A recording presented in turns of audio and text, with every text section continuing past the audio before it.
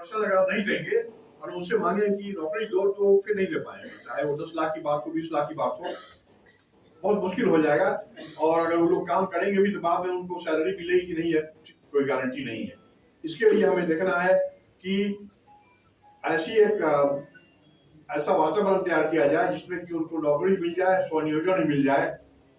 कैसे होगा उसको मैं समझता हूँ कि अगर हम बिहार की समस्याओं के बारे में और खासकर भारतवर्ष की समस्याओं के बारे में, क्योंकि बिहार के लोग ऐसा नहीं कि बिहार में काम करेंगे, वो इंडिया के किसी भी राज्य में जा सकते हैं और खासकर बाहर जा सकते हैं।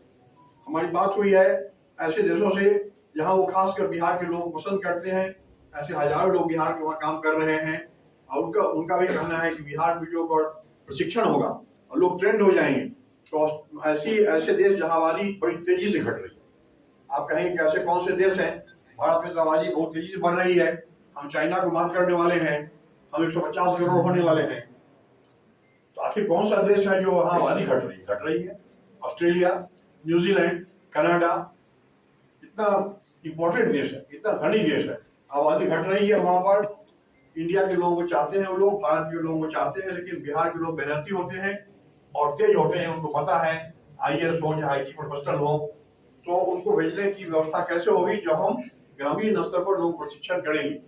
अब रही बात कि अगर हम केवल समस्याओं को देख लें, उस समस्याओं के आलोक में अगर हम रोजगार पैदा करें तो माकूल बात होगी, क्योंकि दोनों बात हो जाएगी, समस्या भी दूर होगी और जो बेरोजगारी की चर्चा है वो भी ठीक हो जाएगी। तो पहली समस्या है अशांति की। अगर आपसे कोई पूछे कि भाई समस्याओं के बारे में बता दीजिए फटाफट और उसका उत्तर बता दीजिए, पहला समस्या है अशांति। अशांति की समस्या है क्यों भाई?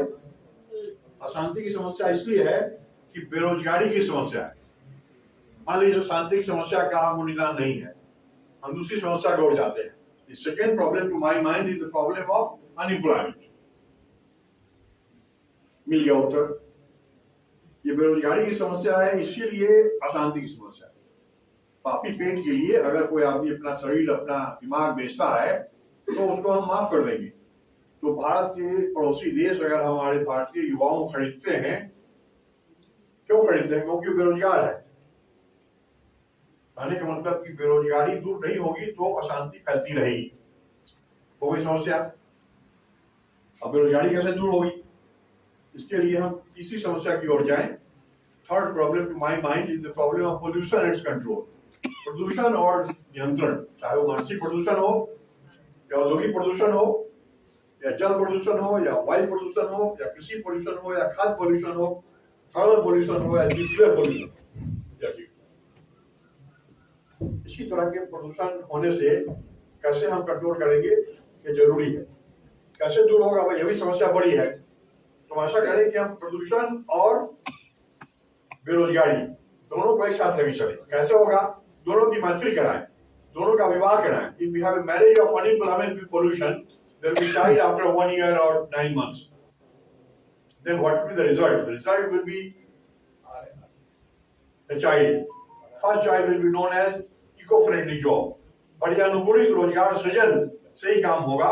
इसलिए अगर हम बेरोजगारी दूर करना चाहते हैं तो हम पर्यानुकूलित ढंग से करें। कहने का मतलब कि हम प्रदूषण की समस्या को भी उसका अंत कर दें और बेरोजगारी भी दूर हो जाए। इसके साथ साथ आप कहेंगे कि और क्या हो सकता है? हो ही सकता है कि अभी जो भारत वर्ष की शिक्षा नीति है या राज्य सरकार की शिक्षा नीति है, जो भारत सरकार की शिक्षा नीति को दखल कर दी है और दोषपूर्ण है। आज के बच्चे कुछ जानते हैं, उसका श्रेय बच्चों को जाएगा, हमारी दोषपूर्ण शिक्षा नीति को नहीं। इसलिए हमें हर स्तर पर बच्चा क्लास से लेकर PhD तक सिलेबस में हमें आमूल परिवर्तन करना होगा ताकि लोग जाने कि वृत्तिमूलक शिक्षा क्या है, वोकेशनल शिक्षा क्या है या एम्प्लॉयमेंट सेंट्रिक एजुकेशन क्या है। जैसा कि मैंने बताया कि 2500 तरह के ट्रेड का खोज हमने किया है, क्योंकि जब तक आप पेशों में पेशा की संख्या नहीं घटाएंगे, ऑक्यूपेशन की संख्या नहीं बढ़ाएंगे, तब तक नई रोजगार नहीं मिलेगी। जमाना था कि कंप्यूटर के क्षेत्र में लोग आता था कि इससे बड़ी बेरोजगारी होगी। गलत बात है, रोजगार बहुत बड़े हैं और भारत का विकास हुआ है, उत्पादकता बढ़ी है, जनसंख्या विस्फोट हो रहा है। आज आबादी है उसका हम अच्छा इस्तेमाल कर ले, लेकिन भविष्य में हम भगवान से मनाएं कि जनसंख्या विस्फोट न हो। दोनों बात है। मैन पावर मिल गया, इसका इस्तेमाल करिए, दुनिया भर में राज करिए, ट्रेनिंग कराइए, प्रशिक्षण कराइए और आगे सोचे कि नहीं है। उसके लिए जनसंख्या शिक्षण के लिए भी हमें आप ही खोलना पड़ेगा। शांति शिक्षण हुआ, जनसंख्या शिक्षण हुआ, वृत्तिमूलक शिक्षा हुआ, इस तरह से जो दोषपूर्ण शिक्षा नीति है उसको सुधारना है। हमें बताना है बच्चों को कि शांति शिक्षण क्या है, मोरालिटी क्या है, ईमानदारी क्या है, एथिक्स क्या है, और साथ साथ यह बताना है कि धरती माता का संरक्षण कैसे होगा। इकोलॉजी, इन्वायरमेंट के बारे में पता नहीं है, डिजास्टर मैनेजमेंट के बारे में पता नहीं है, तो हमें डिजास्टर एजुकेशन या इन्वायरमेंटल एजुकेशन को भी जोड़ना पड़ेगा इसमें। अंत में बात यही कहना चाहता हूं मैं कि जो प्रस्ताव दिया गया है आज, खासकर जो माननीय मंत्री जी मुरारी प्रसाद गौतम जी को जो प्रस्ताव दिया गया है वह है कि भारतीय पंचायती राज संस्थान की स्थापना करना। होगा कैसे? मंत्री जी जब इसको अपने सचिव को देंगे, वहां से फाइल बढ़ेगी आगे, फिर मुख्यमंत्री जी के यहाँ जाएगा, वहां कैबिनेट डिसीजन होगा, फिर वो कहेंगे कि विधानसभा के सचिव को भेजा जाए, वहां पर इसकी कॉपी बनेगी और सभी विधायकों को जितने भी एमएलए एमएलसी हैं उनके यहाँ जाएगी, विचार करेंगी और बहस होगी, और बहस में अगर मेजोरिटी वोट से पास होगा तभी बनेगा, ऐसे नहीं बनेगा। आप कहें कि और संस्थान के रूप बना दिया जाए, नहीं।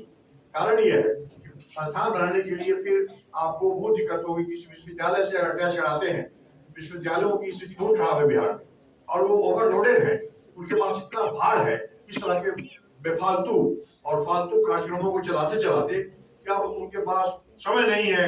रोज कुर्सी टेबल टूटता है और खिड़की का शीशा टूटता है, काम नहीं कर पाएंगे।